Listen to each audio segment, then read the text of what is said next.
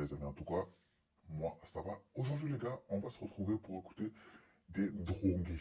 Ouais, pour ma part, moi, je commence à vraiment y croire. Ces gens-là, ce sont des drogués, des menteurs, des propagandistes, des fumeurs de tout ce que vous voulez. Ils n'ont pas la tête sur les épaules. Encore une fois, écoutons ce qu'ils ont à dire et on va dézinguer tous leurs mensonges. Parce que ces gens-là, c'est des menteurs en ligne. Si vous nous rejoignez pour ce LCI Midi, on va prendre la direction de Moscou avec le général Jean-Paul Paloméros. Bonjour, merci d'être avec nous, Aglaé Chechova. Merci beaucoup, ça tombe bien que vous soyez là. On va décrypter le silence de Moscou dans un instant. Et Grégory Phillips, merci Grégory d'être avec nous. Que se passe-t-il? Pourquoi on se pose cette question du côté de Moscou? Eh bien, parce que c'est un silence radio, quasi, du côté du Kremlin après les deux opérations pour... Alors là, ils sont très très drôles. Donc, vous, si j'ai bien compris, vous allez frapper les infrastructures de Moscou et vous attendez à ce que Moscou réponde immédiatement. Bah non, les gars, c'est pas comme ça que les choses fonctionnent. Quand vous faites quelque chose comme ceci, eux, ils vont prendre leur temps, ils vont analyser, ils vont voir ce qu'il s'est passé réellement. Pas écouter vos salades, vos histoires qui n'ont ni queue ni tête, parce que vous racontez de la merde. Pourtant très spectaculaire, vous voyez ces images, c'était hier notamment celle visant le pont de Crimée, le pont de Kerch, autrement appelé le pont de Vladimir Poutine. Jusqu'à présent, ce type d'attaque de Kiev entraînait des réactions immédiates russes et bien souvent le recours. Et ça, moi j'appelle ça une attaque terroriste. Moi j'appelle ça une attaque terroriste. Ils n'osent pas le dire sur leur plateau, mais c'est réel et c'est le cas. Il faut le dire clairement. Ça s'appelle une attaque terroriste, comme ils ont fait sur le pont et sur les chemins de fer à Moscou. Il y a des civils qui sont morts. Et ces gens-là, c'est des terreaux. Il faut le dire clairement.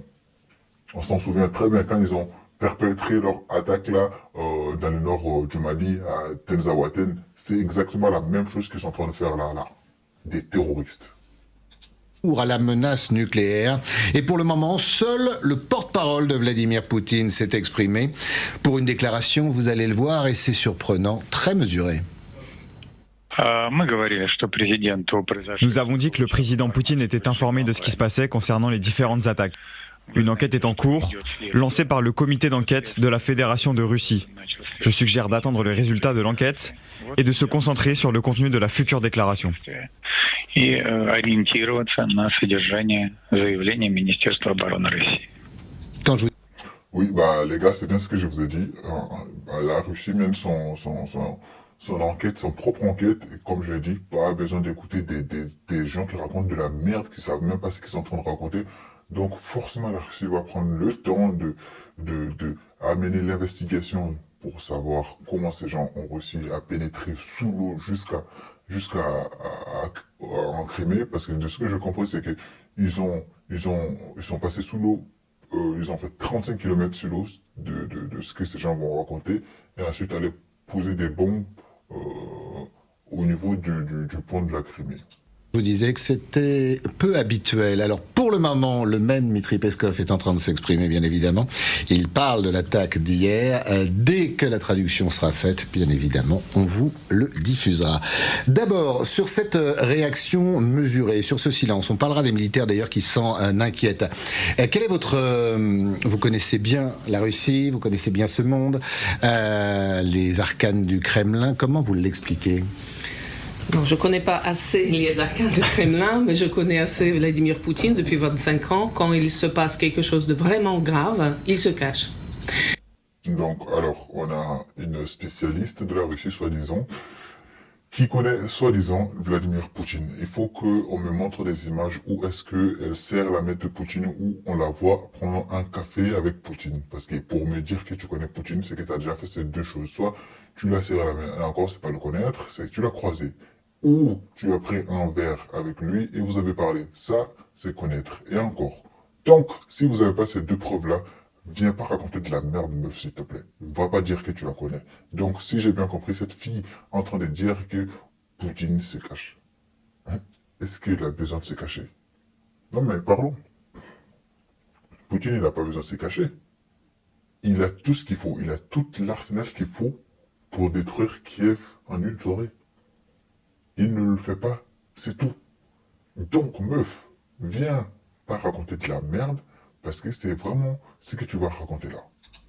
Et c'est pas seulement les diminutions de son emploi du temps qu'on a remarqué, par exemple en avril, une agence presse, Agentstva, a publié le calendrier des absences de Poutine. Donc son diminution de son activité est notable, mais souvenez-vous peut-être quand on a tué Nemtsov sous les murs de Kremlin, Poutine est disparu pendant 2 semaines.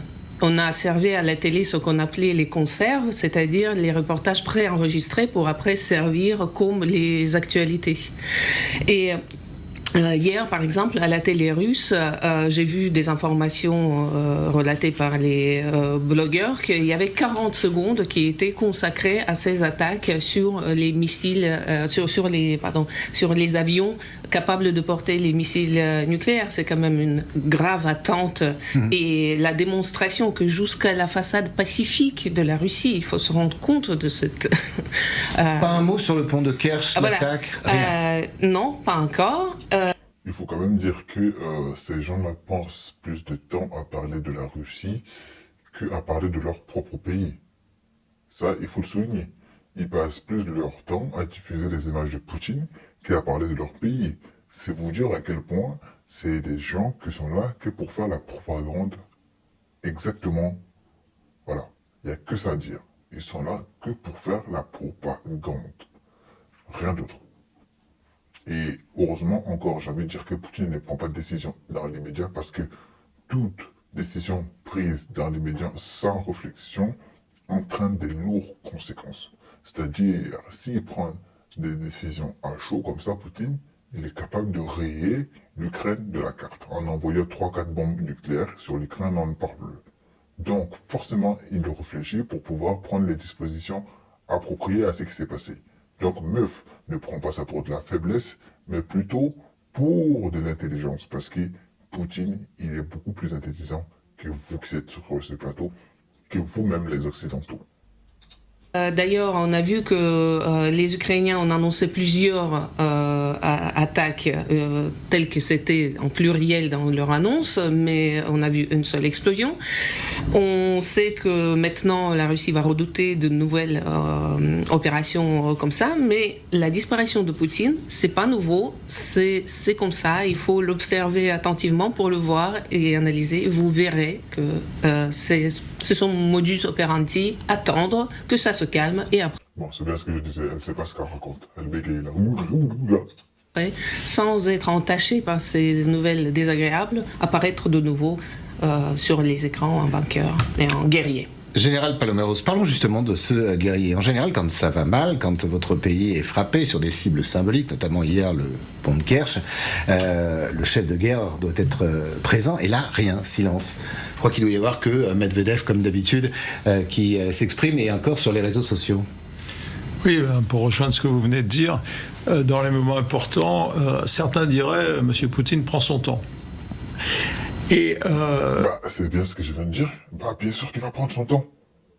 Pourquoi il va se précipiter? Il doit analyser tout. Il doit tout analyser au détail près. Pourquoi de suite prendre... En fait, vous savez quoi? C'est ce que vous attendiez, en fait. C'est ça, les amis. C'est ce que ces gens, ils attendaient. Ils attendaient que Poutine prenne une décision à chaud pour pouvoir, en fait, dire que, vous voyez, Poutine, il tue des civils. C'est ce qu'ils attendaient, en fait. Qu'ils attendent qu'il envoie 2-3 bombes.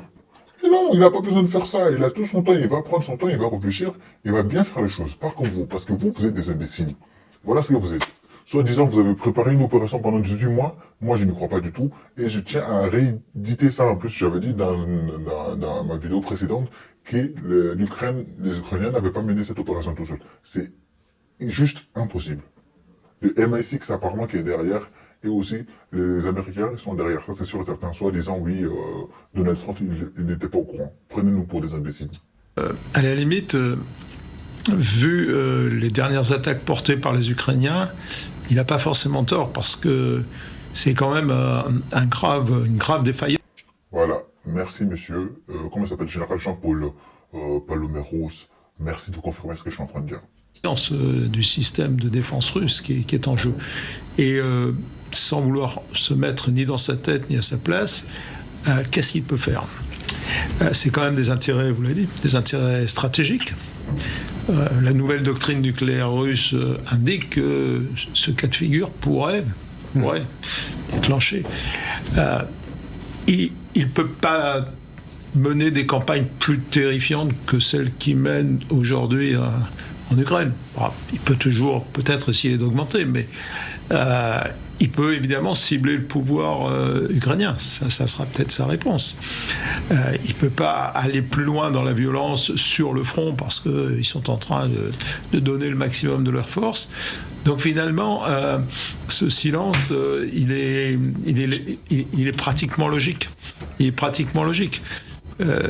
Et presque rassurant, parce qu'on pourrait l'interpréter comme une analyse assez objectivée des risques, des menaces et des enjeux.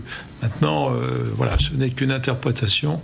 Peut-être que dans 24 heures, on dira autre chose. Alors, on écoutera bien évidemment le porte-parole, je vous le disais, du Kremlin qui s'exprime en ce moment. Peut-être qu'il nous donnera quelques indications et vous verrez que certains militaires, notamment britanniques, redoutent l'utilisation avec des degrés divers, d'ailleurs, de l'arme nucléaire. Alors, ce qui est sûr, Grégory Phillips, c'est... Ce que moi j'aimerais voir en tout cas, ça sera une arme nucléaire, pas directement sur les villes ukrainiennes, mais je dirais plutôt au front, c'est-à-dire des armes nucléaires tactiques sur le front, dégager le front, déblayer le front, et ensuite on fait avancer les soldats russes. Moi, voilà, ma proposition en tout cas. C'est que les Américains ont été très surpris. Vous allez voir même d'ailleurs qu'ils regrettent un peu ce qu'ont fait les Ukrainiens. D'abord, la porte-parole de la Maison-Blanche. Est-ce que Donald Trump savait ou pas ? Écoutez cette réponse. Le président Trump a-t-il été informé à l'avance par l'Ukraine de l'imminence de l'attaque ? Il ne l'était pas.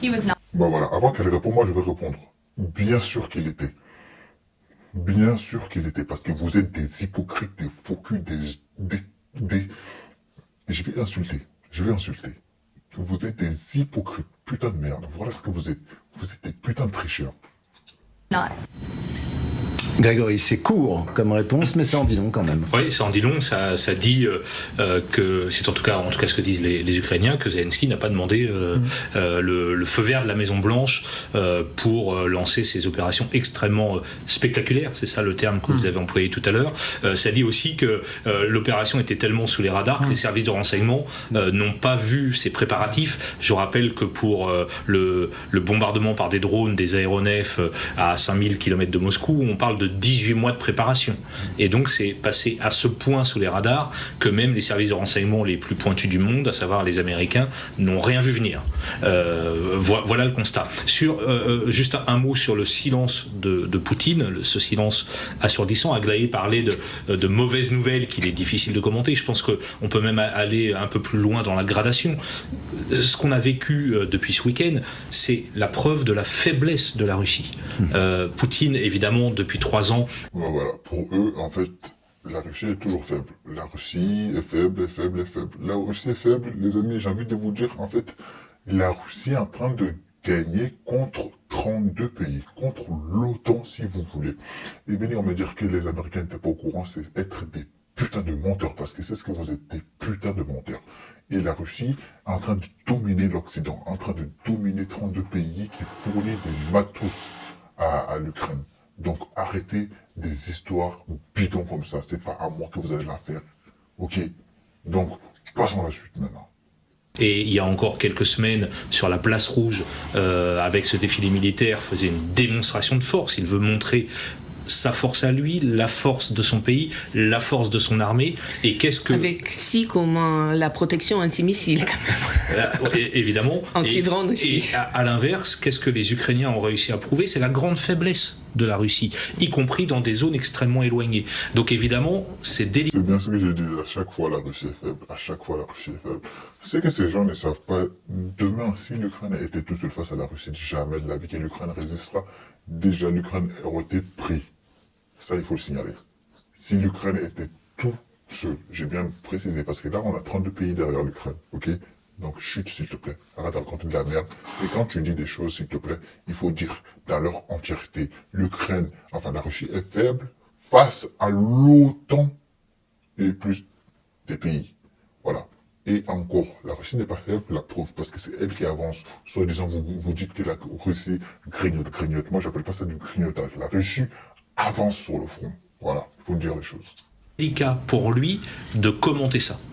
On va écouter dans un instant l'émissaire spécial. Vous allez voir qu'il est très critique, l'émissaire spécial de Donald Trump. Général, si les Ukrainiens ne préviennent plus les Américains, c'est qu'a priori ils n'ont plus besoin peut-être pour le moment parce qu'ils en sont pris. Bon, vous allez pas me faire croire qu'ils n'ont pas prévenu. Bon, ça les gars, sachez-le pour ma part. En tout cas, ce vocabulaire, vous n'allez pas entendre de ma bouche que les Ukrainiens n'ont pas averti. Ça, c'est sûr et certain que les Ukrainiens ont averti les US. Du renseignement, mais est-ce que c'est également une défiance parce qu'il y a eu quelques fuites symboliques, stratégiques?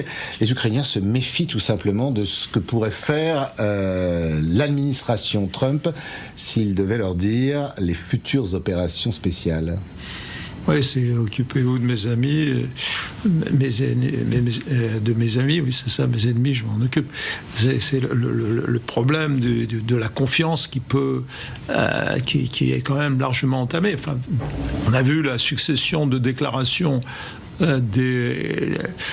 américaines qui ne peut laisser les Ukrainiens que méditer sur le besoin de travailler en autonomie. Je ne pense pas que les alliés européens aient été non plus avertis. Écoutez, Zelensky assume ses actes, il assume cette frappe dans la profondeur, et il sait profiter, comme vous le disiez, des faiblesses russes. Alors il faut pas faire un amalgame, me semble-t-il, sur cette notion de faiblesse. Les Russes sont en train de produire de nombreux missiles de croisière en nombre extraordinairement important. En fait, j'ai l'impression que ce type-là, il est censé, dans ce qu'il dit, dans ses paroles, il est censé. Donc voilà, à chaque fois, en fait, c'est le seul sur ce plateau-là qui est la tête droite, qui sait ce qu'il est en train de dire, contrairement aux autres. Leur économie de guerre tourne à plein. C'est vrai aussi pour les drones. Donc, c'est une faiblesse relative, mais c'est une faiblesse vis-à-vis de la protection, effectivement, de leur pays. Et c'est là que le coup est rude. C'est parce qu'aujourd'hui, la population, aussi mal informée soit-elle, ne peut pas ne pas savoir qu'elle est à la merci, même si ce n'est pas elle qui a été attaquée, soulignons-le quand même, et que ces outils militaires les plus sacrés, les plus stratégiques, sont à la portée des Ukrainiens, avec beaucoup d'audace, avec du savoir-faire, mais aussi avec des complicités. Je vois pas comment il ne pourrait pas y avoir à l'intérieur du pays une sorte de 5e colonne ukrainienne pour préparer ces opérations. Parce que c'est pas des drones qui ont fait ça. Oui, même s'il y a des suspects, entre guillemets, à l'intérieur du pays, il y a des suspects aussi à l'extérieur de la Russie. Je vais bien comprendre qu'il y a des complotistes qui sont à l'intérieur de la Russie, qui ont pu aider à faire cette opération-là, mais il faut souligner aussi qu'il y a des pays de l'OTAN qui aident l'Ukraine, qui ont aidé, l'Ukraine dans cette offensive, dans ces attaques-là, dans ces deux attaques-là, sur les bombardiers russes et aussi sur le pont de Crimée. 1000 km. On a bien compris. L'idée des drones navals qui partiraient d'Odessa, bien évidemment, tout ça, non, enfin, oui. Pas que, en tout cas. Donc vous dites que il y a aujourd'hui en Russie, comme pour l'histoire de ces camions qui ont été envoyés au plus profond de la Russie sans que les chauffeurs soient au courant, pour aller détruire les bases aériennes avec des drones, il y a forcément des complicités en Russie. Il y a une analyse très très lucide du commandement ukrainien sur les voies et les moyens, comme quoi il n'y a pas forcément besoin effectivement de missiles balistiques, etc. Mais c'est un juste équilibre. Et ça repose sur l'aptitude à cacher tout ça. Et pour cacher, il faut des hommes, des femmes de l'intérieur, qui de la résistance peut-être russe, ça doit exister. Aglaé alors. Et cette explosion, sur le pont là en dessous là. Moi personnellement, je sais pas si ça a fait beaucoup de dégâts en tout cas. Et de ce que je vois, en direct là, sur la vidéo là, je vois une explosion, mais je vois pas de dégâts majeurs en tout cas. À l'aveugle, il y a les Russes qui fabriquent les drones pour les Russes et il n'est pas exclu que les assemblages d'explosifs sur les drones qui étaient faits visiblement en Russie, les gens étaient aussi peut-être utilisé à l'aveugle, ils pouvaient penser qu'ils fournissent quelque chose Quand elle parle, ça me donne envie de dormir, les gars. à l'armée russe. C'est aussi ça. Et que ça a été détourné. Ça veut dire que l'opération a été rondement menée. Voilà. Et par rapport à la permission de ces coups, 26 mai, si je ne me trompe pas, Merz a dit qu'il n'y a plus de limite dans les attaques à l'intérieur de la Russie et la France, l'Amérique... Il avait même parlé du pont de Kerch d'ailleurs. Oui, mais ce que Merz ignore, en fait, c'est que Merz ignore, si il fait ça, qu'ils attaquent à l'intérieur de la Russie, en fait, ce qu'ils ne savent pas, c'est qu'il va y avoir des missiles sol-air qui vont venir supersoniques, venir détruire Berlin. C'est aussi simple que ça. Absolument. Et donc, pour la permission, je crois que avoir la permission le 26 mai pour attaquer le 1er juin, c'est un excellent timing. Si on se souvient cette scène dans le cabinet ovale où Trump disait à Zelensky, vous n'avez pas de carte, si c'est pas les as que Zelensky sortit, il a démontré qu'avec les drones à 600 je crois que dollars, c'était même 450 dollars. 450 dollars. Il y a une réponse. Vous l'avez vu, il y a une réponse hier.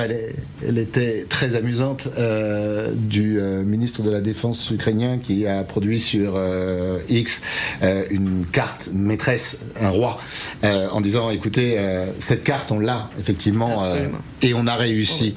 Et la coupole d'or américaine doit coûter 175 milliards, il me semble. Alors on ne peut pas tout faire bien évidemment, mais c'est comme ce drone qui a frappé hier l'un des piliers du pont de Kerch. Je vous le dis. Elle met mal à l'aise le plateau, c'est un truc de malade. Disait Grégory, on va écouter Kit Kellogg, qui est quand même et qui reste encore l'émissaire spécial pour l'Ukraine de Donald Trump. Il était interrogé il y a quelques heures sur la chaîne Fox et vous allez voir qu'il est très très dubitatif. Il est même pas très content de ce qui s'est passé. Je vous assure que les niveaux de risque augmentent considérablement. Lorsqu'on attaque un élément du système de survie nationale d'un adversaire, à savoir sa triade nucléaire, le niveau de risque augmente, car on ignore ce que l'autre camp va faire. Vous avez les moyens d'investir dans l'immobilier, mais vous manquez cruellement de temps pour vous lancer. Laissez-moi vous montrer comment je me suis constitué un...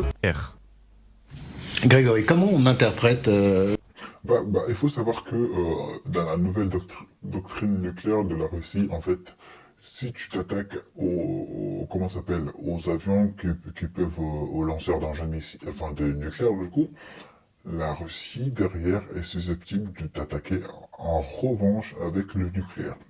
Que ça c'est le nucléaire tactique ou bien la bombe nucléaire tout court. Donc, en fait, là, comme ces gens sont en train de surfer sur 2 attaques réussies de la part de l'Ukraine, on va voir ce que les Russes vont faire au retour. J'ai hâte de voir ça, moi.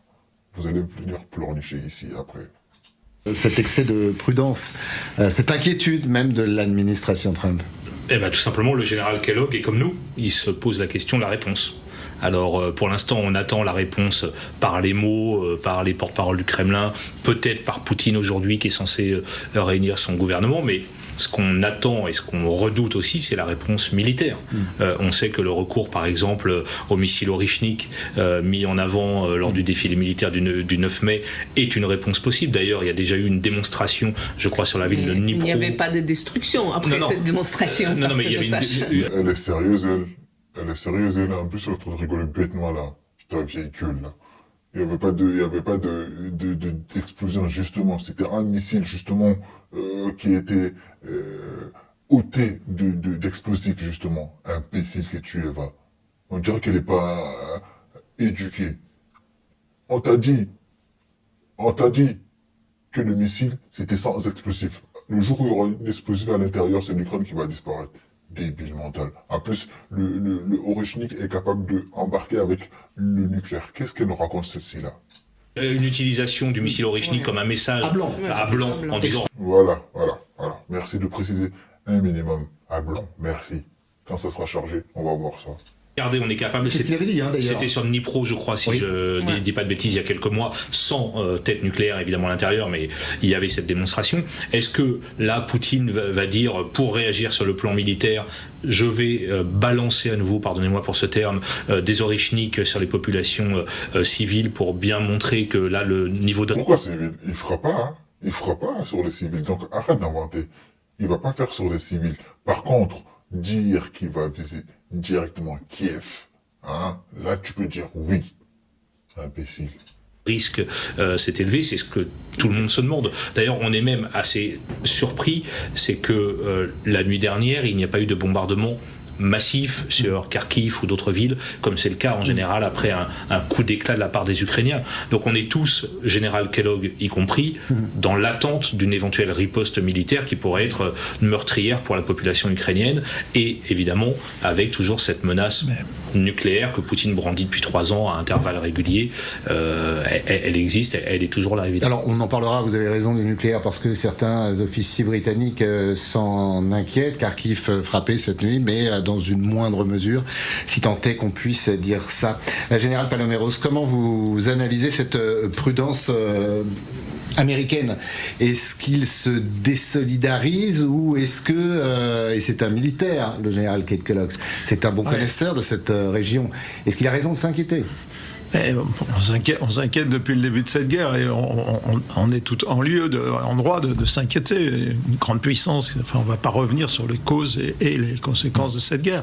Bien sûr qu'on sait que les Russes ont de forces nucléaires, mais les Ukrainiens sont dans un réflexe vital. Ils voient une pression s'accentuer à leurs frontières, il faut le reconnaître.